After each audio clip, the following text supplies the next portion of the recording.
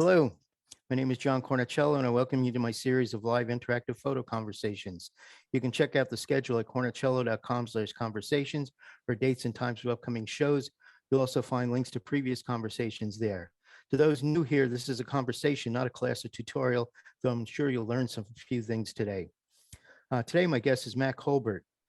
Mac has a very eclectic history. Most of us know him for co-founding Nash Editions with Graham Nash, one of the first, if not the first, digital printmaking studio focusing only on photography. Let's see. Before that, Mac helped manage a number of musicians and groups such as Crosby, Stills and Nash, Peter, Paul and Mary, Poco, America, and Carole King on their tours. He's also active in the environmental movement. In 2016, he co-founded Art Authority that helps cultural heritage institutions create revenue through the sale of extreme quality print-on-demand fine art prints. The list of people Mac has printed for is too long to mention here, but includes a number of the people who are in the conversation, such as Jeff Shewy, John Paul Caponegro, Jeff Dunas, Greg Gorman, Greg Heisler, and Jack Reznicki. So please welcome Mac Colbert. Thank you, John. It's a pleasure to be here. I hope I have something insightful to pass on to all of you. Oh, I'm sure you will. I'm sure you will. I mean, the last time we saw each other was at Palm Springs Photo Festival a couple of years ago. We were waiting in the airport for the same flight back to Seattle, but you're in Oregon now. Is that right? That's correct. Ashland, Oregon, right on the California border. So your latest thing is the Art Authority in 1,000 museums. So let's talk a little bit about that, and then we'll go back into history. All right. Well, probably about 7 or 8 years ago, with Stanley Smith, who was my partner, we started Image Collective. And then a couple of years into it, our main partner in the United Kingdom, who was responsible for about 90% of our business, we were printing for about 20 museums in the UK. We got a call right before Christmas saying that they had gone bankrupt. And as a result, our company closed. And we joined with 2 local Ashland businessmen, Jim Teese and Alan Oppenheimer, who were involved in a little kind of digital printing trip on their own. And we started a company called Art Authority. We ended up purchasing a failing business out of Seattle called 1,000 Museums. And we brought it back to life. And within about a year or 2, we were free and clear of any debt from that. And we're now drowning in business, which is kind of a good place to be. Yeah, it sounds like you got a lot of business, but having trouble getting employees. That is absolutely correct. We actually just had a new employee come in today who's starting today. So that will help out. Great. So which came first for you, your interest in photography or rock and roll? Definitely photography. 9 years old, summer camp. Was at summer camp for 9 weeks. And I spent probably 85–90% of my time in the darkroom. And when camp was over, came back home into Santa Cruz, which is where I was living at the time. And with one of my best friends who lived across the street from me, Richard, we started our own little company at 10 years old. I started a company called R Mac Photography. And we developed black and white film for anybody in the neighborhood that wanted it. It only lasted for about 6 months, but we did have a wonderful business card. So how did you go from photography to metal sculpture? Well, I was always interested in art. My mother was, quite a art fan. I remember being very, very young, sitting on her knee and looking at art books, So it was kind of in my DNA at that point. And when I got into high school, I got very interested in art and started doing a lot of metal work in my senior year. And so as I got into college at the University of California, I immediately, I became the very first art student at UC Santa Cruz. So I started doing metal sculpture and did that throughout my college years, and would have continued had I not gotten kidnapped by rock and roll for 20 years. So you understand that started all while you're hitchhiking. That's correct. I actually left college 2 weeks before I graduated. I had my senior show all done, ready to go. But I had a lot of very good friends who had moved to New Mexico to live on a commune. And they were sending me letters talking about babies being born and working in the fields and raising their own food and all of that. It was just too heady for me. I had to be part of it. So I left college and hitchhiked to New Mexico and started hanging out with them and decided that's what I wanted to do for a while. So I decided to hitchhike back to Santa Cruz to get all my affairs in order and move back to New Mexico. And on the way back to Santa Cruz, I got picked up hitchhiking by a man named Stephen Cohen, who was the lighting director for Crosby, Stills and Nash and the lighting director for Woodstock.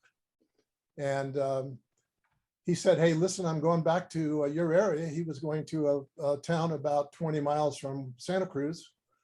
But he said, I'm going to be stopping off and spending a few days on the road, if you don't mind. I said, that was fine. We ended up visiting Mesa Verde, which I loved going to, and finally got back to Santa Cruz. And he said, hey, listen, next week I'm doing the Monterey Pop Fest, not Monterey Pop, excuse me, Big Sur Folk Festival. And we're looking for people to work with us. Do you want to do it? And I said, fine. So I went and did that. It was hauling cable and running spotlights and picking up people that are getting ready to perform from the hotel and bringing them back to the facility, and had a really great time. And that was the beginning of 20 years in the music business. So what was one of the first tours you went out on as a manager? Well, as a man, I didn't start out as a manager. I started out as an assistant truck driver. Okay.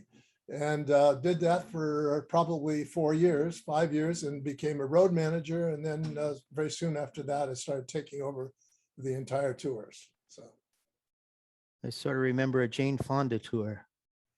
yeah, that was very, very bizarre. I had only done one tour, which was a Crosby Nash tour. And I was back in Santa Cruz waiting to see what was going to happen next. And I got a call from the current road manager for Crosby and Nash. And he said, hey, listen, what are you doing in the next 8 weeks? And I says, why? He says, well, I just got a call from Jane Fonda and she needs a road manager to take her and a group of actors to the Philippines and Japan and kind of doing an anti-war tour. And would you like to do it? And I said, man, I've only done one tour. I don't know what to do being a tour manager. He said, no, you can do it. I know it. So I figured I'd learned a lot of things at trial by fire in the past. So why not? So I got on a plane, flew down to Los Angeles, met Jane, started putting everything together, and Warner Brothers decided they were going to add on to our 35-member crew another like 40 personnel that because they wanted to do a movie called FTA, which is Free the Army, or in common parlance, Fuck the Army.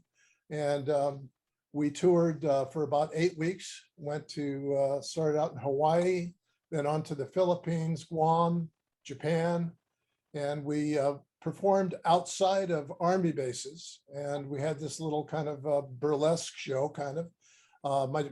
My roommate for the entire tour was Donald Sutherland, which was quite interesting. I found out that one night we were in Japan and we cleaned out all of the beer in the refrigerator, and he kind of got very, very misty-eyed and told me how he always wanted to be an artist. He didn't want to be an actor, but that acting was kind of a better way to support himself. And I had to agree with that, but he really missed the art world. So I was very interested in that. So you must have come up with quite a collection of memorabilia from all that time. You should see my garage. It's like a 3-car garage that's filled with shelves, filled with more memorabilia, which I'm starting to go through right now, trying to get it ready. I did a big auction in 2008, and the day that the auction started was the day that the stock market crashed. And so I had 3 different auctions scheduled. I canceled 2 of them after that first one because all of my stuff was just going for pennies on the dollar. Wow. So, So how did things go from rock and roll back to photography?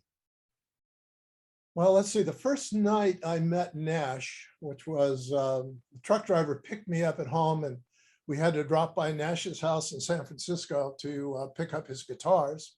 And it turned out he was having a party that night. And so we pulled up, and the truck driver and I walked up the stairs to his front door and knocked on the door. And he came and opened up and said, the truck driver said, Graham, this is my friend Mac. And Graham said, Mac, come on, grabbed me by the arm, took me into the room, introduced me to one after another, to Joni Mitchell, to Arthur Garfunkel. Garfunkel, yeah, and a few other very well-known people. And he was like my best friend from the first 5 minutes I met him. And he had an amazing interest in photography. He not only collected it, but he had just a world-class darkroom in his house in San Francisco. It had, filtered water coming out of the wall. We had one side was for color, one side was for black and white, and all the drying cabinets and the print mounting facility and all of that there. So he really was heavy into photography. And as the years went by, we spent more and more time in that darkroom. So on the road, we instead of staying up all night long and drinking and getting nuts, we decided to go to sleep, get up the next day, and visit all the museums and all of the rare bookstores and all the galleries that we could. And during those years, we put together one of the top collections of photography in the world, which in, I think, '89 was auctioned off at Sotheby's, setting all sorts of records, which by today's standards don't look like a lot, but in those days, it was quite amazing the amount of money that he was able to generate, which he then put into the purchase of some iris printers. And we started Nash Editions. Sure, that was the Iris 3047. 3047, that's correct. So I sort of remember a story about Graham losing some prints or something like that, and well, that was there. kind of what was the genesis of Nash Editions. He actually got a inquiry from a museum in Japan to do a show, and unfortunately, the year before that, he had lost all of his negatives when he had shipped them to an art director in Los Angeles via a Greyhound, because that was the only way you could get things between San Francisco and LA in those days. They didn't have FedEx and all of those parcel companies. So that was one of my first jobs when I started working for Nash, was trying to track down his missing negatives. I visited all sorts of storage lockers for Greyhound and visited a couple of Greyhound places in Southern California. We couldn't find them at all and never did. Luckily, he did have a set of large prints that were, proof prints. Not the little tiny ones, but these were the giant ones. So we had a friend at Disney who had built a very high-end scanner for Disney. And he was able to scan these little prints and create large prints of them on a machine that he had at Disney, which was called the Iris 3047. Created absolutely gorgeous prints. They were a little bit soft. They were not tack sharp, obviously, but did an amazing job. And we were able to scan about 30, 40 of them and put together a show that ended up touring Japan for about 5 years. So we flew over there and did the opening, and it was absolutely a gorgeous show. But it really gave us the idea that this could possibly be something that photographers would be interested in doing. So when we got back from that tour, he and I started to discuss the possibilities of creating a facility where we could print for other photographers. Very neat. So back in those days, it seemed like color was actually better than black and white in quality to get started. In color in terms of the output? Yeah. Well, actually, the output in the black and white of the Iris machine was absolutely gorgeous. Okay. The nice thing about the Iris machine was that the paper that you used was not coated. I mean, it had been treated so that the ink wouldn't bleed out, but it wasn't coated like most of the digital An prints RC that we see paper or today. so. Yeah. But we ended up, we got back, and Nash decided that after trying 4 or 5 different ways to output our images, everything from wax foam thermal prints to dot matrix prints to, just anything that we could try. We heard about this company at UCLA, which was using a printer called the Fuji printer, which created kind of nice prints, but the paper was not 100% the best, but it was, at least it wasn't a shiny proof substrate. So we started to use that. And then one day we went in and they decided they were closing because Fuji was no longer going to be supporting them. So the guy that was working there, who ended up working for us later, a guy named John Bellotta, told us about a machine that he had seen samples of from Boston, the Boston area, called the Iris 3047. So we went to a facility in downtown Los Angeles. Can't remember the name of it, but they were famous for doing movie posters. And they had an Iris 3047 machine so that they could proof the posters before they printed them. Prior to the Iris, when you proofed a print, you had to do like 1,000 prints to get the ink levels up. And so it was very expensive. And so when somebody invented and came to them with the Iris 3047, it just changed everything. So we went and saw this machine. We sat there for about 15 minutes while it spun, stopped, you open it up, and there was a very amazing picture of a bride holding a bouquet of pink roses. And I swear to God, all the hair on my arm stood on end. I knew that I was looking at the future. It was like looking at the very first print that I saw in the darkroom coming up, with the safe light on. That same sort of amazement. And I knew that this was going to be something that was going to be part of my future.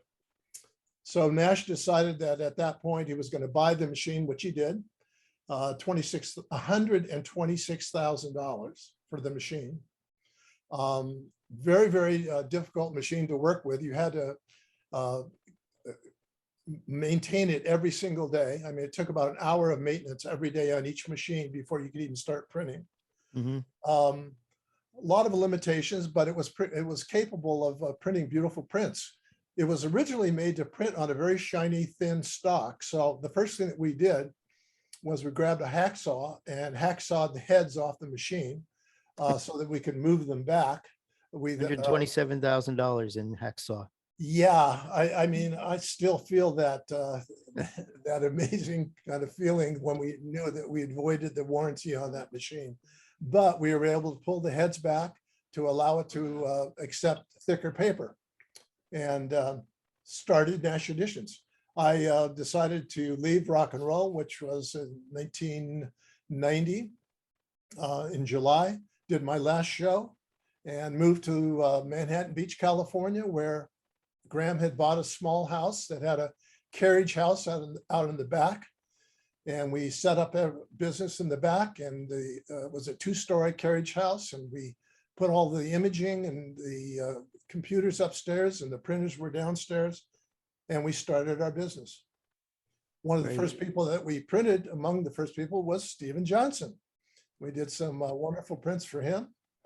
And a Mexican photographer by the name of Pedro Meyer was literally my first student and my first client. And we were printing away. The main problem in those days was we had no computer to look at our images ahead of printing. You just basically got a file from a tape, and you would send whatever you needed to print to a service bureau in downtown LA, and they would send you back this large tape, and you'd put it into a tape machine, which would then connect it to the printer. You do some minor adjustments on there's a little screen on the printer, and set your contrast levels and your density levels, and that was about it. And as a result, you probably did between 10 and 15 proofs on everything that you were going to print before you got the color right, because you had no other way to control it. So we did that for a few years, and then I remember the day we bought our first our first Macintosh, and a high-end monitor, and we were able to at least see what we were going to be printing prior to actually sending it to the printer. Was that one of the original black and white Macs, or is it by the time color had come out? No, it was a color Mac. Yeah, Okay. it was a 2G GS or something like that. I can't even remember the Yeah, model. yeah. Jack Rosnicki was asking me if it's true that the first iris is now in the Smithsonian. Our first iris is now in the Smithsonian. I was approached, I was at a conference in Laguna Beach, California, and this woman came up to me from the Smithsonian and asked me if I would be interested in donating our printer and any of the accoutrements that went with it to the Smithsonian. I think at the same time, John Paul Caponegro also donated some of his early prints. So I flew in the year 2000, I flew to Washington, D.C. and had this big ceremony where they provided, gave me a giant golden medal, and I was there with about 30 or 40 other people that were being honored. And it was quite an exciting day. So your list of clients that you're printing for is quite impressive. Do you have any favorite images that stand out for you, or favorite people to work with? I know some of them are in the room now. Well, I loved a lot of the stuff I worked with Greg Gorman. Mm-hmm.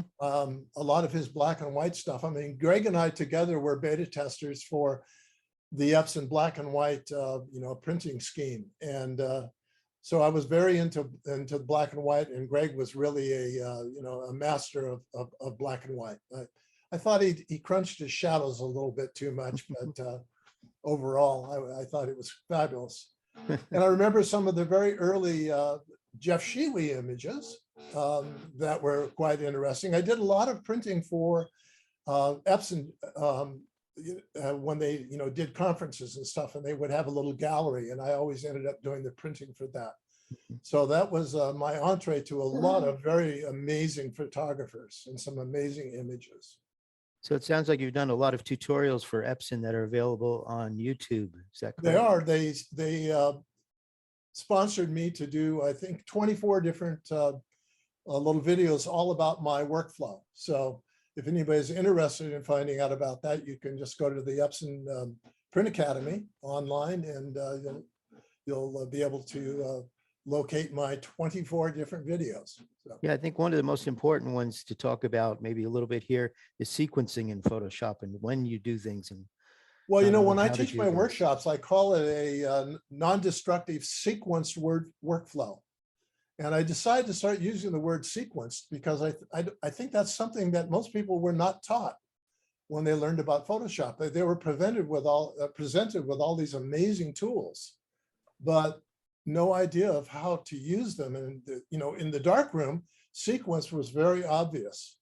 I mean, if you exposed a piece of photo paper, to an image and then put it into the fixer, obviously you're going to create there's not going to be a print. So if you don't follow the sequence, you're not going to end up with a really great looking image. Now, it's not quite as severe in the digital realm, but sequence is still quite important. So I really teach a very specific sequence, going from luminosity to hue to saturation in terms of how I approach the different elements from a global level and perspective to a regional, and then to some, accoutrements on top of that, such as, a shadow and highlights, a lighten and darken, which is what most people call burn and dodge. So if things are done in a really thoughtful sequence, you're going to have a much better chance of coming up with an image that where you really realize your vision in photography. Great. So Jeff has posted a link to the tutorials over in the chat for people who don't have the chat window open.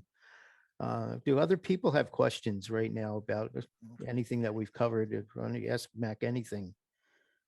feel free to unmute and join in or post it into the chat and I'll ask. It's a quiet crew. Morning, Mac. It's Good Jerry. morning, Jerry. How are you? I'm great, thanks. So good to see you. Hey, with all these stories, and I know you're already so darn busy, but when are you going to write a book about? Well, my answer to that question is a few more people have to die.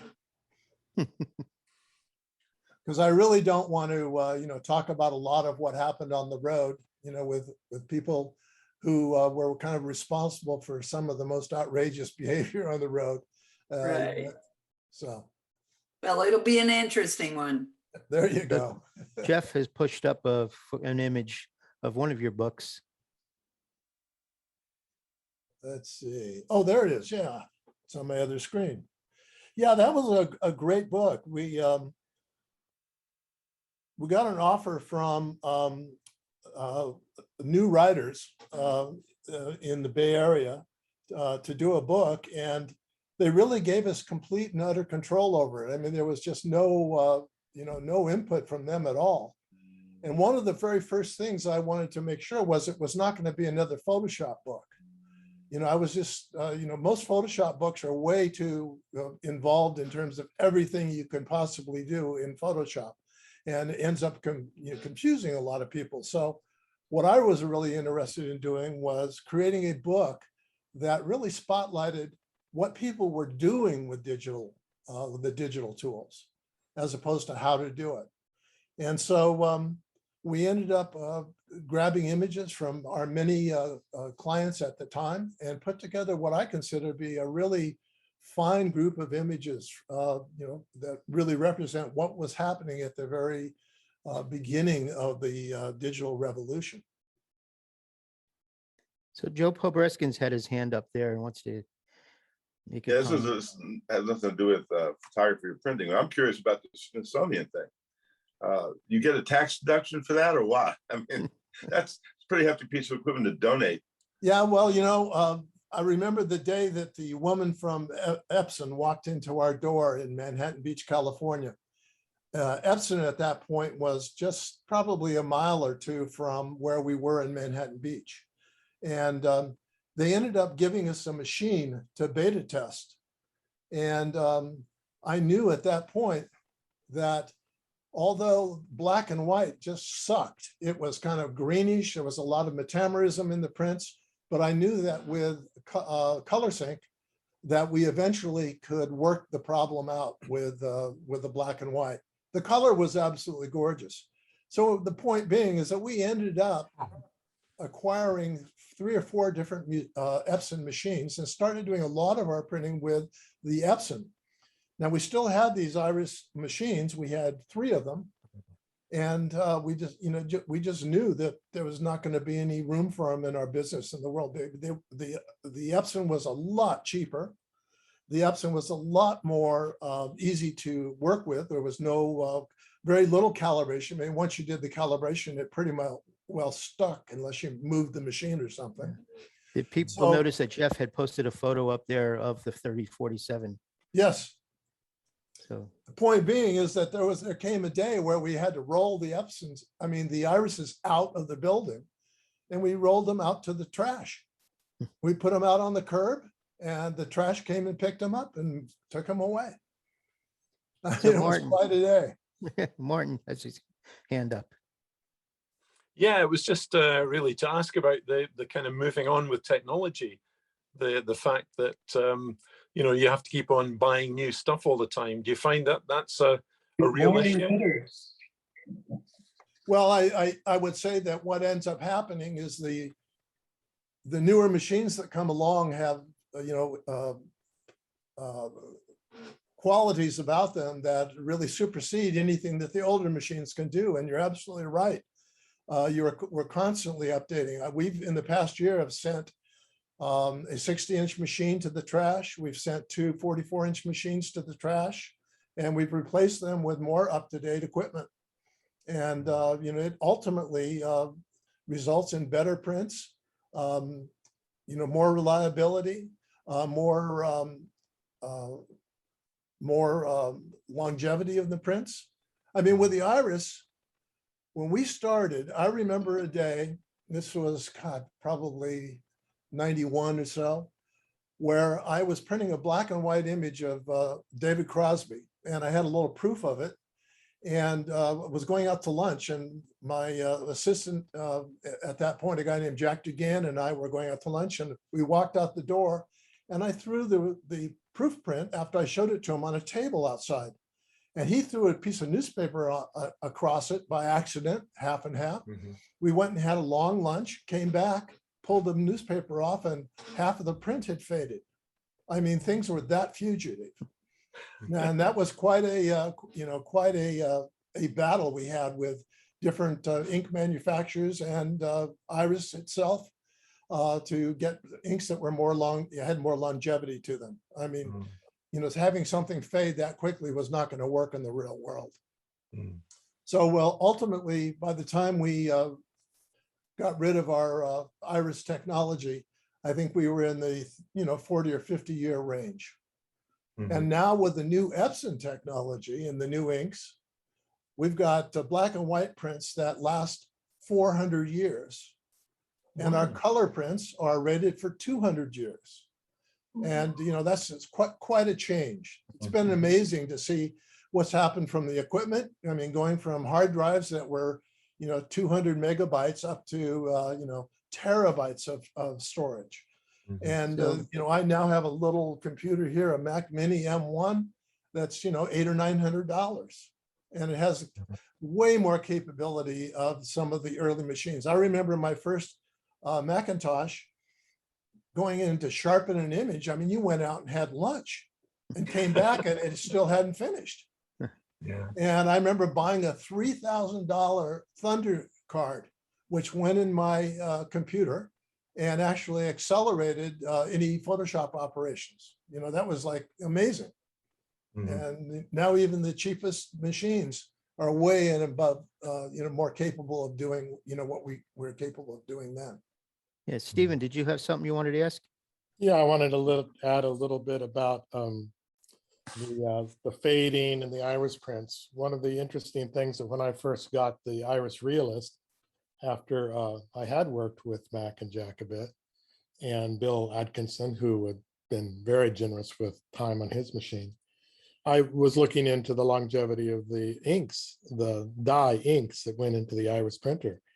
And without too much research with friends like Henry Wilhelm and others, I stumbled into what was starting to be generically called the Nash ink set, which was a combination, as I recall, of Lyson inks and American inkjet inks. And Henry Wilhelm had predicted they would last about 6 years. And by then I had started doing multiple hits with the black ink on paper for a black and white to really get a density control on the somewhat uncoated paper and to really keep that neutrality of the black dye. But there were still a number of black and white prints that had been made with a combination of color inks trying to get as neutral as possible. And almost exactly to the day of 6 years after a print was made, I started to notice that black and white print turning green from the magenta ink fading. So it was a very, very real issue. And I started selling prints on the basis of, well, keep in mind, these are not long lived. And if you buy one, you will have to let me replace it when we start to get more permanent inks. And amazingly, one of the funny things about it is there was this panoramic of Ireland that I did in 1996. And some people had not noticed the fade to green and were very reluctant to give up those faded greenish prints for a more contemporary, more permanent pigment-based ink. So it reminded him of the green grass and yeah, that's the green grass of the Emerald Isle. So I'm sorry for taking the time. No, that's great. fine. Actually, Harris Vogel was asking me if you worked with Henry Wilhelm on the longevity measures. Oh, absolutely. I mean, on Henry's book, there was a whole chapter on what we were doing at Nash Editions, trying to find more permanent inks. So we definitely, Henry was working with us from, up until, I mean, he was actually a partner of mine in the Image Collective, which was around prior to art authority in 1,000 museums. So, yeah, no, Henry's think- been a very, very important element in the pursuit of more permanent images. Yeah, I think Jeff Shewy has some things he wants to mention and show. So I actually went on the road with Mac, not as a rock and roll roadie, but Mac and I were involved in the Epson Print Academy. And I can't remember how many of those things we did. A lot of times Mac would substitute in for JP or vice versa if they couldn't get together. Jack was involved in that group. I think we spent a lot of Epson's money, particularly when Greg was there. Greg Gorman was part of it. We actually had an earlier Print Academy reunion that Mac came on. But I wanted to show some images, if this is all right, Mac. Yeah. All right. Well, some of these you don't know that I'm going to show. Okay. I Well, sent him a bunch of stuff before, but one thing I wanted to say before about permanence. I was down in Santa Fe about 2 years ago, and a friend of mine by the name of Mark Burnt, some of you may know Mark, invited me to his house for dinner. And he said, I wanted to show you something. And he pulled out an iris print. It was actually on the wall, an iris print that I had made for him in 1993. And it still looked, to my eyes, as good as a day. And now it hadn't been sitting in, in direct sunlight or anything, but I was absolutely astounded at how well it looked after that many years. So, but, Very cool. on the other side of the coin is that they could also fade overnight. I remember somebody sent me an image that had been on the wall in a house in Florida with lots of humidity and a lot of direct sunlight. I mean, you could barely even see the image on the paper. So anyway, go ahead, Jeff. okay. So Mac, I think this is the site, this is the house that you first started Nash Editions in? That's the carriage house. Yeah, that carriage was house. behind the house that I lived in. Yeah, in Manhattan Beach, correct? Yep, that's the second oldest. It's no longer there. The whole thing's been torn down. But that was the So- second oldest house in Manhattan Beach. I thought I'd show some of these. This is you, this is Graham. Did you actually let Graham load paper on the iris? We did when it was for publicity. Okay, because otherwise, I understand one of the things about the iris is that drum would spin really fast like this. Yes. And boy, if you didn't have the paper properly secured, it would shred. Flap, flap, flap, flap, flap, flap. Yeah. So this normally you wouldn't print with the head exposed, right? Well, no, here's what happens. We noticed that when the hood was down, that the type of paper that we were printing on didn't immediately absorb the ink. A lot of it, probably 80% of it did, but it created a lot of unabsorbed ink kind of flying around inside that contained space. And what would happen was it would eventually gather together onto a little piece of schmutz, and bam, you'd have this big black, big spot of red, blue or whatever on the print, ruining it. So what we ended up finding out was that by taking the lid off, that got, that was able to, that let the stray ink fly into the atmosphere. And, I remember an Australian guy who came to visit us. He was there for 2 days, came downstairs one day and he'd blown his nose and it was all blue.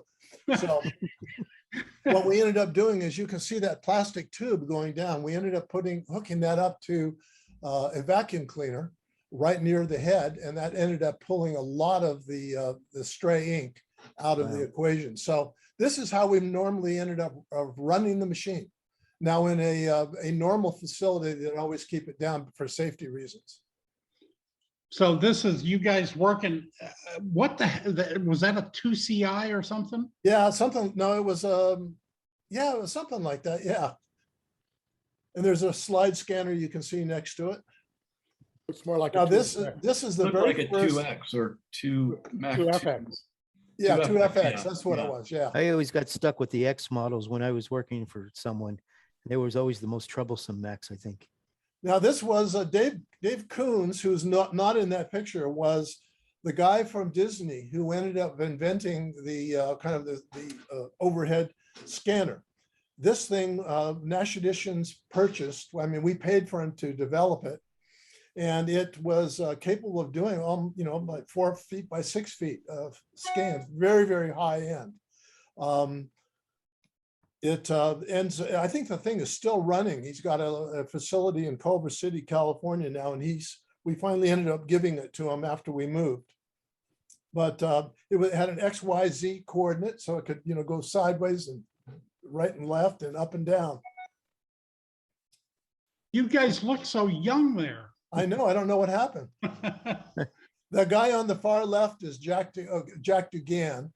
Yeah. And Jack Dugan is the gentleman who actually came into work one day and said, so Jack is he the one that's responsible? yeah, he ended up coming into work one day and said, a lot of my clients that are doing what I would categorize as the decorative arts don't like the word digital. So I've come up with a word that I think even works better, and it's called Giclee. And I said, what does that mean? He says, well, it's a French word that means to jet or to spray. And so that's one meaning. Yes. Well, I haven't finished the story. Yeah, let And it so story, Jeff. I ran that by Graham. I says, what do you think about this? And he said, well, let's talk to a lot of the different museums and gallery people that we know. So we did. And to a person, they hated it. They said it's not descriptive enough. I mean, it really is kind of a generic term that's really kind of meaningless, because any printer would be a Giclee printer. So we decided not to use it. Well, Jack, who ended up leaving shortly after that, decided to start his own facility in Santa Monica to do the decorative arts. And he ended up calling everything Giclee. And so it got picked up a lot by that group. And it's used widely today, although none of the museums use it. They usually use a digital pigment print, is much more descriptive. It's a term of affectation. You could Yes, exactly. So anyway, what Jeff was referring to was when we were doing the Epson Print Academy, we were going to Montreal, and we were informed by the people that were responsible for our appearance there that we were not allowed to use the Giclee name. And I inquired, why was that? And they said, well, in colloquial French, it means to ejaculate. So we ended up not using it. Or to piss. Yes, that's right. Yeah. Yeah, so that was, boy, oh, there's something about that image that, trying to remember what that image was. Very one that they're early pointing image at? it was a very early image of Marilyn Monroe. That's what it was. Yeah. So this is the 4 colors of iris ink, right? That's correct. Writing fluid. Cyan, magenta, yellow, and black. These images are not mine. I got these from a presentation that Henry did, kind of on the history of fine art digital printing. And I like to say that, there it is. I like to say that it took a rock star with a hacksaw to create the fine art digital printing environment. It's true. I look like I'm high or something. You look a Mac, bit like you've Kim got- Weston's son, Zach. Go back to that one, Jeff. Mac, you've got more hair than the rock star at that point. That was then, not now. So this is the book, and I recommend it because it's interesting. It's still in print, isn't it? No, it's not in print. You can buy it on, there are people that are selling used copies on Amazon. Okay. So then in 2005, I was out visiting Greg Gorman and I took a day trip down to Manhattan Beach, and Mac had never really seen these. I thought I showed them to you once, but No, I don't think so. okay. So, and then over the weekend, I got his permission to show it, and then sent him the raw files. And it is kind of a walk down history lane. So Nash Editions, I guess you went out to lunch between 12 and 1, is that true? That's correct. Yeah, okay. I didn't get a picture of the absolute inside the front door, but this was what the outside looked like. And it's kind of weird because of the imagery is positive and negative, and I thought that was kind of interesting. There's the positive, and there's the negative. It's funny that facility actually was originally a photography lab for doing, all of the high school shots and stuff. Huh.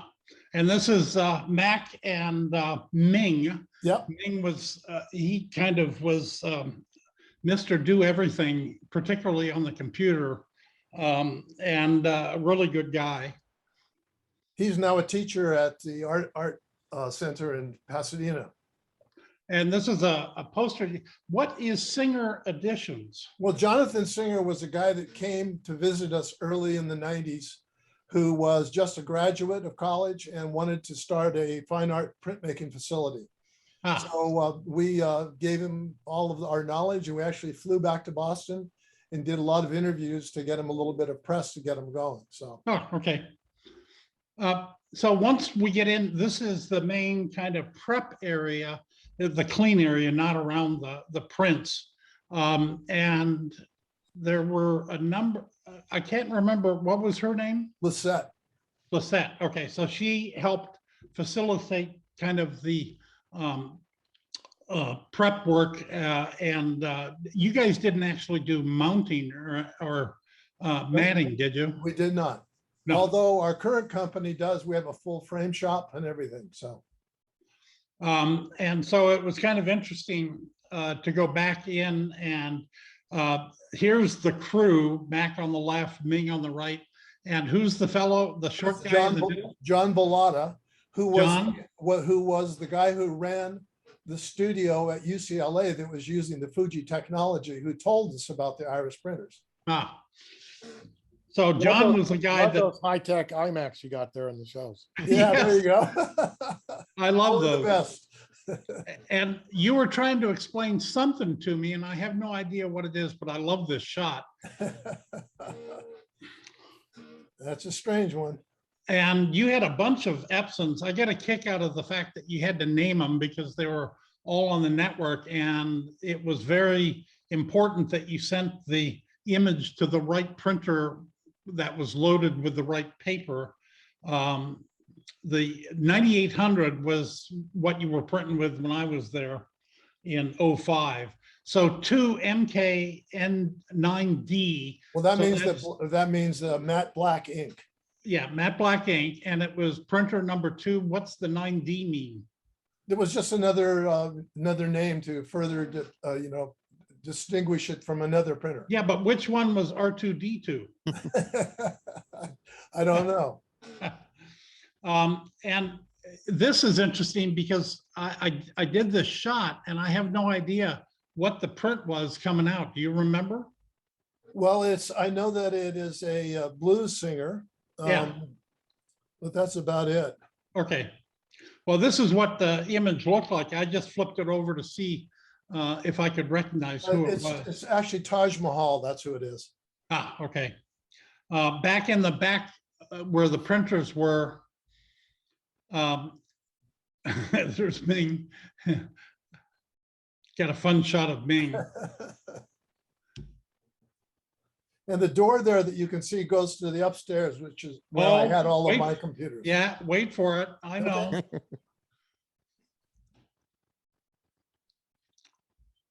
So Altoids, is that an important key ingredient to making No, good? that had things like, blades for the X-acto. Yeah. I know. I'm kidding. Yeah. But I'm just trying to figure out what you needed a vice grip for. Oh my God, you have no idea. Yeah. So the Bat Cave was the upstairs component, and that's where all the digital imaging and image prep. There's Mac running upstairs. No, the Bat Cave was actually a storage locker where we kept all of our BATs, our Bonatere, which means a good pull. Oh, yeah. Those are all of the proof prints that we kept, so that when somebody ordered a print, we could go in, pull out the actual proof that we had on record, and we were able to make sure that it matched what we were sending them. Yeah. Thanks for correcting that. Yes. And then, but this is you running upstairs That's it. to the main computer imaging area. And I got to tell you, this business here, I wouldn't call that a neat installation of computer tech, but it's actually pretty funny. It actually kept it out of the way though, didn't it? Yeah, it did. Yeah. You had a bunch of, were these 4800s? God, you know, what was before? Must have been 48. Yeah, it had to be a 4800. Yeah. Yeah. With the extended inks in there. Yeah. I like that CSN fan. Yeah. It was a friend of mine who had that as a license for his car, who ended up overdosing, and I was given in his will the license plate. That's interesting.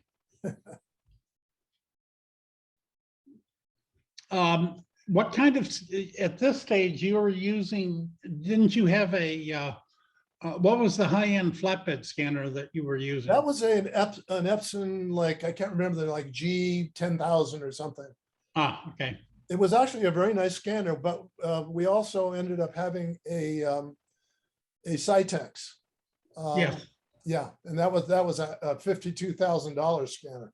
Pretty amazing. But I have to say that the Epson scanner was a hell of a lot cheaper and did about 95 to 98% of what the expensive Cytex scanner could do. The other thing that's interesting, and Mac's image up here on the screen, but also his image in the Zoom, this was back in the days when you barely could get 95 candelas squared out of a CRT. And in fact, I think this was a, wasn't this a press view? Probably. Yeah, probably was. Yeah. Yeah, because it had a hood.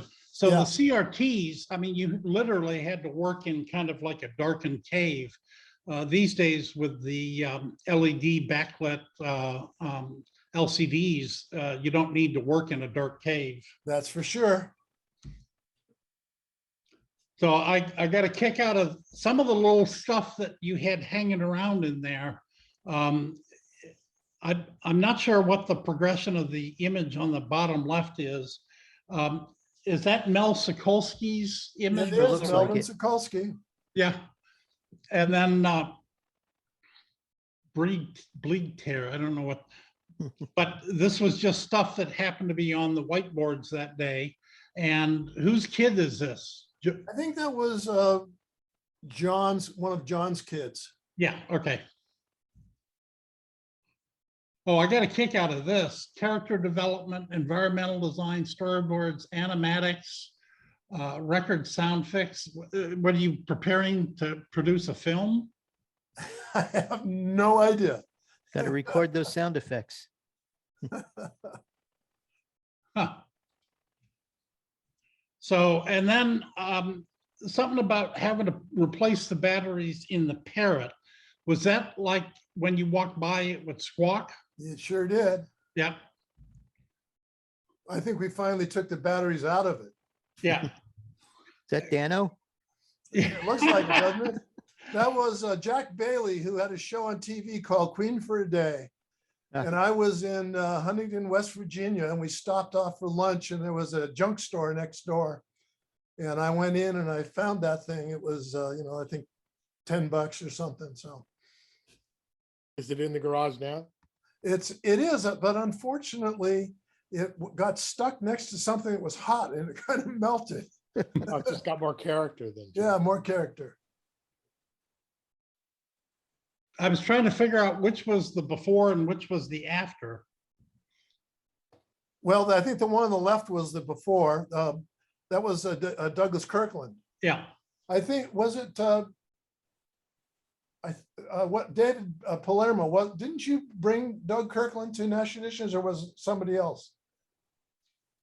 You're muted, You're Dave. muted. You're muted.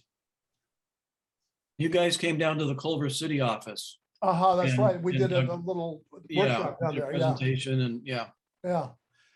But he came and he had all of his stuff was he was just learning digital in those days himself, and all of his prints were kind of green. So I said, "Do you want to get rid of the green?" Which would have been very easy to do with Photoshop, but he really liked the green for some reason. And I recognize these. These are not for sale boxes of Epson ink that you probably got for free. Yeah, we sure did. We sure did. I used to get that too. Epson has been very kind to me over the years. This was an early aphid Photo LA. Photo LA. Okay, Yeah, where you had a booth. this was really interesting because I knew that we were causing quite a stir with digital, because I was sitting there one night and this crusty old photographer came up. He had an old beat up Leica around his neck, and he was looking at these prints, and he was just really looking at the prints. And so I walked up to him. I says, "What do you think?" He says, "Those are some of the most beautiful prints I've ever seen. How did you do it?" And I said, "Well, we scanned them." And the second the word scan or digital came up, he turned around, kind of backed off. He looked at me, spit on me, literally spit on me, and said, "You're destroying photography." So the world has come a long way since that day. Did you ever figure out who that was? No, never did. He stomped out of there. Yeah, a lot of my Carmel landscape photographer friends went silent for a few years before they turned around and started asking questions about, and how is this done?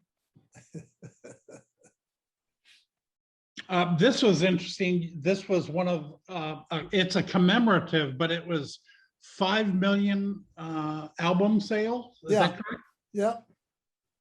Yeah, I have a whole collection of those.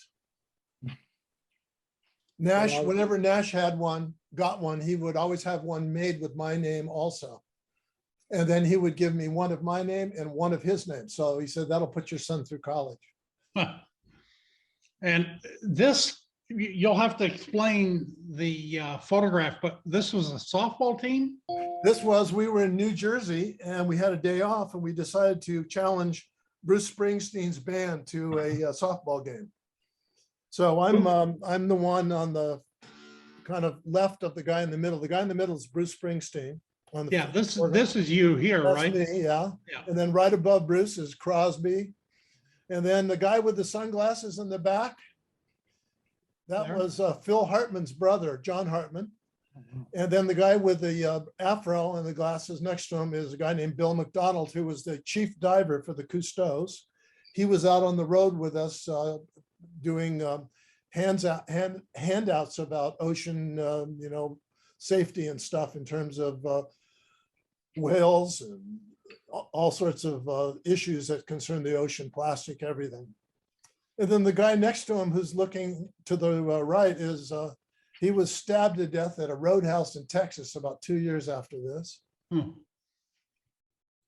And he's just a lot of old friends.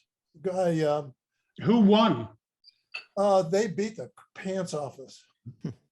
And we actually, a guy from Stephen's manager was actually the referee or the umpire. What year was this? Excuse me? What year was this? I think this was 74, something like that, 75. But the umpire, who was, one of our guys, was always calling things in our favor. And so it finally got to a point where Bruce Springsteen's guys grabbed him and handcuffed him to the back stop so that he couldn't work. So Was this a bunch of Jersey boys versus some California boys? Is that yeah, what- basically the Hoovers, the San Francisco Hoovers. I love the you'll be happier in a Nash. Yeah. But this is also, this one here is one of your Santa Fe Yeah. workshop class pictures. I've got a couple of those. Yeah, I'll be doing a Santa Fe Zoom meeting in December. Oh, I should come to that. Yeah, you should. To heckle. What's Godzilla? Yeah, he pushed on his nose and he made this amazing roar. I bought that in when I was on a Japanese tour.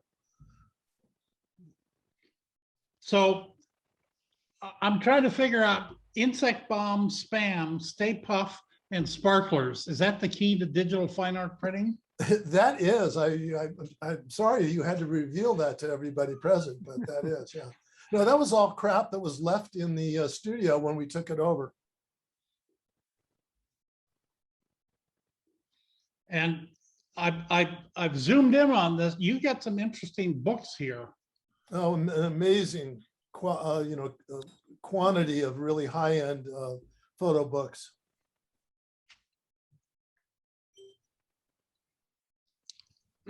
There's my old Blixendorf typewriter, which was the very first ball typewriter. It actually had a revolving ball on it, like the Selectric. Selectric, yeah. Yeah. And then my old Kodak camera. Yeah, I hear you have a few Kodak cameras. I have about 400 of them. I did get a kick out of this. Powerful content about, and then writer's talent in advertising is snappy. Kind of an arbitrary collection of words that you can put together. I thought that was fun. This I thought was interesting because if you zoom in here, it's like paid vacation based on 32-hour work week. Who the fuck had a 32-hour work week? Well, we did. We had part-time people. Oh, okay. Yeah. So 6 months, you get 20 hours of earned vacation. Is that correct? Yeah. Well, we had a very high-end accountant who worked for, a Beverly Hills accountant. So they had all this high-end verbiage about, who worked for us. And this is where most people came in and out. This was the back door, right? Yep. There was a parking lot there. Yeah, and it said hippies use side door. Yeah, I don't know if any of you ever went to Big Sur in the 60s, but there was a famous restaurant there that the sign originally, well, they say it was the town of Woodstock, but the original sign was actually in Big Sur on a restaurant where they wanted to keep hippies out. I was walking through a flea market yesterday that had a hippies use front door version. There you go. So if I get a moment, this was an interesting and kind of unusual print academy. Like I said, Mac, JP, Greg Gorman, myself. First, it was Bruce Fraser, and then when he passed away, Andrew Rodney took his place. Jack Resnicki often traveled and did the consumer version in the other room. With Be kind. Be kind. Who did he replace? He replaced Vinny Versace. That's correct. Because, well, we didn't want to actually kill Vinny, but torture would have been appropriate. But anyway, Jack replaced Vincent. But we had a great time. I mean, we went to Vancouver and Montreal and Toronto and Texas and New York several times, Boston several times, LA. I think I saw you in SeaTac. Yes. Yeah, right. So this is Bruce presenting on the mysteries of color management. George Jardine would come and do a presentation about Adobe and generally promoting Lightroom. This was the group and we were in like this great big auditorium and just a small little room, but it roomed off area. Here's Greg talking about his photography. Mark Rodonia, we would play videos, and somebody somewhere has those. Now, I do have a video that Jack got me about there was a Print Academy outtakes, and it was a blooper. A blooper reel. Do you have that, Mac? The blooper reel? I don't. Oh, we'll I've make got sure the you get digital one. file. I had to convert it from the DVD version, but I've got a video that will actually play. And then we actually had a special guest come and talk, and that was Graham. And it was fun because I'd already heard the stories from Mac, and I tended to believe Mac's version of stuff more than Graham's. But Graham was actually quite entertaining. And I got to know Graham a little bit when we went to Bruce Fraser's Macworld Memorial. My wife actually, who was my stylist, got a kilt, an authentic Scottish kilt, and I was going to wear that for the memorial, and I did. But between Becky and I couldn't figure out how the fuck to put a kilt on. And Graham was here, let me do it. So I never got a picture of Graham kneeling in front of my crotch, adjusting my kilt, but it was funnier than hell. Well, as long as you didn't have a tilt in your kilt. No. And this was one of the first images that you worked on, right, Mac? Yeah, this was one from the original one I told you about, his Japanese show. This was scanned by Dave Coombs at Disney, and we blew it up to 30 by 40, and it was quite an impressive print. The ink on the fine art papers before the Epson papers had a tendency to sink in real deep. That didn't sit on the surface, so they had a very unique look, very a lot of density. And then this actually was showing some of the images that were in the book that I showed earlier.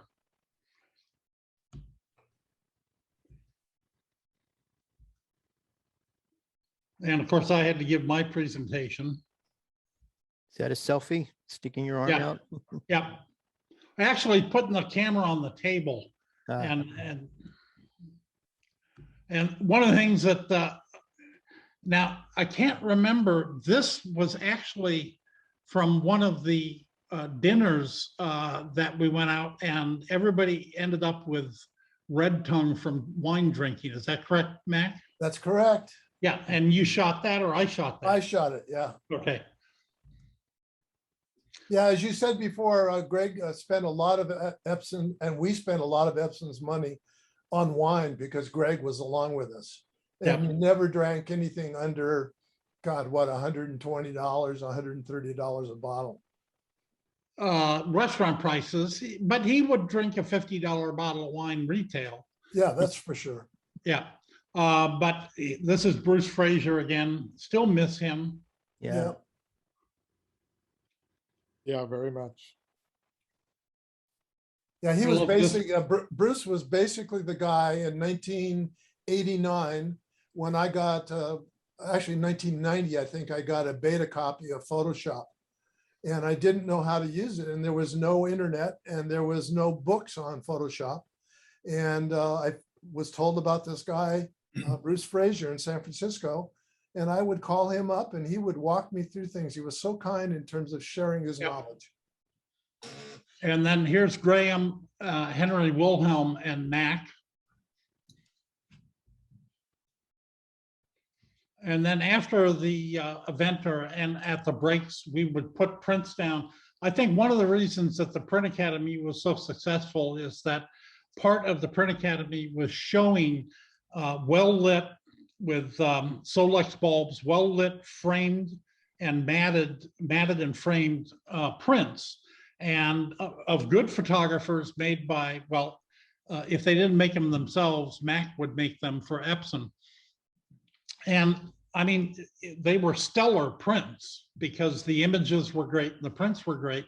And I think it really impressed a large group of pretty influential photographers in each of these cities that fine art digital printing was a perfectly acceptable medium for basically distributing photography. Well, I remember meeting you in Chicago on the very first Stephen Wilkes show, American Detail.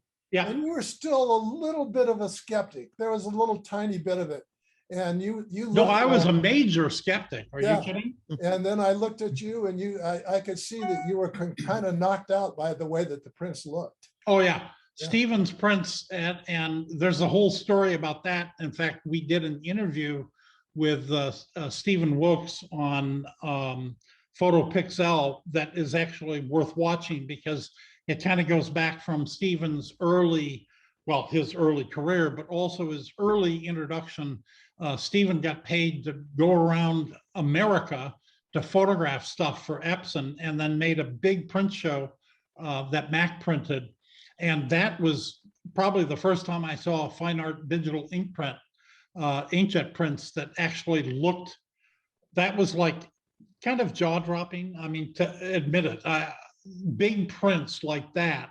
I was used to seeing little prints, but great big, huge 30 by 40 prints.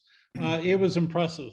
Well, you know, the story that most people don't understand, doing Stephen's American Detail show, the only paper we had was enhanced matte. If anybody has ever used it, it's really one of the worst papers Epson ever made.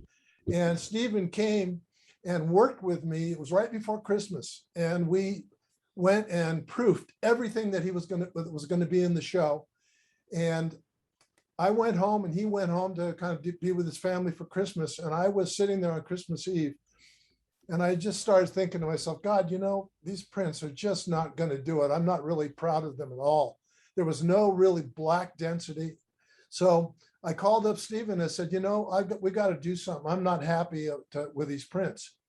So I called up Dano at Epson and said, you know, this is not happening. He says, well, you know what? There is a new paper that just came out called Premium Luster. Unfortunately, we don't have any of it in the United States. So I'm going to fly a courier to Tokyo to pick up 4 rolls of that paper and bring it back, which he did. And I spent all day Christmas reprinting the entire show so that it, you know, it looked spectacular. So paper has a lot to do with how good your print's going to look. Sure. So going back to the kilt and the Scottish, isn't your background, Mac, and your full name? It's McNaughton. Yes, my grandmother's maiden name, McNaughton. A proud Scottish heritage. Very cool. Well, this has been a lot of fun. Does anyone else in the audience have questions or comments they want to make before we finish up here? Only how good it is to see everybody. Yeah. And how good it is to see Mac. I really miss hooking up with him on these print academies, and same thing with Stephen. And one of these days, I keep threatening to. Well, we'll be out to the West Coast. I may be able to hook up with Stephen, but we'll see. Well, if any of you are interested in what I'm doing now, please go visit artauthority.com. artauthority.net, N-E-T, or 1,000 Museums, 1,000, the numbers, museums.com. See what we're up to. Well, Very Mac, cool. this is Yeah. Tony Lovejoy. I just wanted to say hi and how awesome it is to see you. I miss your face. Oh, good. All right. Well, I appreciate it. Yeah, we all. Hey, do. Mac, this is Harris. Harris. I just wanted to say hi. It's great to see you again. Yeah, your face is and- changing from last time I saw you. You know, I'm just trying to, uphold, I just want, Jerry to feel good, You're trying to So- look like Jeff. So We're all trying to look like Jeff. here's my question. So one of the things that Graham Nash did with Graham Howe, it's a little confusing with all these Grahams. What I was interested in, can you talk a little bit about the relationship of Nash's love and search and respect for photo history, because he became one of this amazing collector, and that fine art and historical ethos seemed to really be a part and parcel of his love for photography. And I wondered, how did that kind of integrate itself into Nash Editions, into how if that impacted Nash Editions, or you work together? It definitely impacted Nash Editions. I mean, I have felt from the beginning of the digital revolution that the most important thing that people can do is study the history of photography. You don't just want to pick up a new technology and ignore what's happened in the past and try and move forward. And I think that's something that's missing in all of the workshops that I see out there and the college courses. And there's colleges that won't allow you to take a digital class until you've done a darkroom class, which I don't think is necessary at all. And so what I've tried to do with the way that I teach is, for instance, burning and dodging, which people talk about as a Photoshop technique. I don't call it burning and dodging because that limits what you can do, which is, I call it lighten and darken. And you can do so much more than you could ever do with burning and dodging in the darkroom. So I think it's really important to be aware of all of the shoulders that we stood on and we have stood on over the years to get to where we are today. I know that, Nash hired Graham Howe to curate his collection. And it turns out that I was the person that found Graham Howe because one of my best friends from college was the head of the special collections at UCLA. And Graham Howe was one of her students. And she turned me on to him, which I turned on to Nash, and he ended up kind of pulling it all together on a very professional level. Graham's collection, which was an astounding collection of photography. Well, the other thing that I'll say, Mac, is that you don't get enough credit, or you don't try to get the credit for actually being a pretty darn good photographer as well. Well, thank you. And Graham, and as proof of that, I've actually got some shots. You guys had a show opening in Seattle. Do you remember this, Mac? Well, is this the one with Henry Wilhelm? I mean, with, yes. With Dano. Yes. Yeah, Dano and I had a group show together. No, it was. No, this is Graham. Mac Oh, this Colbert. is Graham, so I can see in the window. It's Graham's, yeah. Yeah, Same and you gallery, basically, though. yeah. And we had a great time. This was also part and parcel of the Print Academy get together. Larry. I can't remember that guy's name. Oh, that's Larry Baca. Larry Baca, who unfortunately also passed away. He was an interesting character. He was. But here's Graham and Mac in the gallery. My wife Becky actually came. Is that? Oh yeah, that's the mouth. Carl Lang was there. Yes, he was. Gallery. I had to show John that. Shaw was there that night too. I remember meeting him. Yeah. It's a shame that it's gone. And we did drink Yeah. a little wine on that trip, didn't we? Yes, we did. We didn't drink him. We did not drink Seattle dry, but not through lack of trying.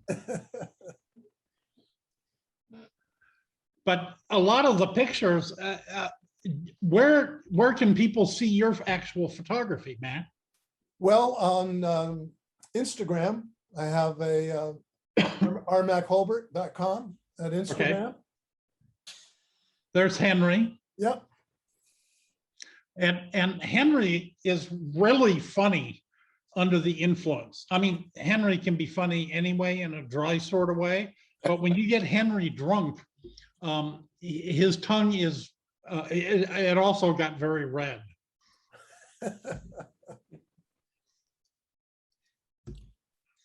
I just wanted to say that the first time I really Gotta go, saw everybody. digital- Good to see Take you. care, All right, Stephen. Stephen, Thank you. thank you.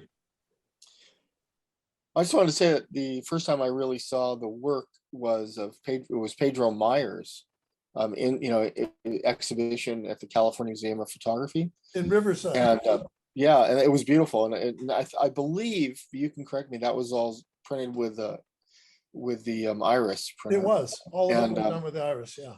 And it was gorgeous. And then not much long after that, Graham came out to give a lecture at the CMP. Yep. About photography. But my first time was, I think it was G. Ray Hawkins, and Graham's first, the prints from the scans of the contact sheets were there. And I remember I brought students to that, just thinking I couldn't quite get my head around what I was seeing. First of all, I was of the generation that used, vinyl PVC sleeves for contact sheets. So they were never very sharp. But I remember as a kid in junior high school, learning how to make contact sheets by putting the negatives on the glass. So you actually had sharp ferrite prints. Yeah. And that was always a question of mine. For those to be that sharp, were they ferrite prints, that you scanned off of? They were, yes. So thank God for old technology. Yes. Yeah, the very first show we ever did of Graham's work was at a place in Portland, Maine, a gallery. And Graham had decided at that point he did not want to put glass or glaze his frames. He wanted people to be able to see the paper and to see the depth and all of that. So we put the show up and there was a giant portrait of David Crosby hanging right by the door to the gallery. And it was pouring rain in Portland, Maine that night. And a woman walked in with her elevator and spun it and flipped a big bunch of water right over Crosby's face. And his nose just ran down the print and destroyed it. So things have changed. Wow. Well, great. Well, I appreciate think this everybody, photo was from that night. Yeah, that's nice. Yeah. Yes, it was. I forgot you were there, John. Yeah. Cool. Well, thanks, everyone. Any other last minute comments? Mac, you have any final words you want to say? Nothing other than, if there's anything I can do for any of you, please contact me, and you can contact me at rmh@artauthority.net. And I would be happy to help out anybody that I can. I love the world of teaching. It's really almost a sacred occupation for me. I believe in sharing my knowledge, and I'd be happy to help any of you out. And please visit artauthority.net and 1000museums.com. Thank you. Thanks. All right. We'll be back next Thank week, you. next Monday. Good to see you. Great. All right. Take care. Guillermo, get a fucking Thank you. haircut. You hippie. Sorry. You get a haircut. All righty.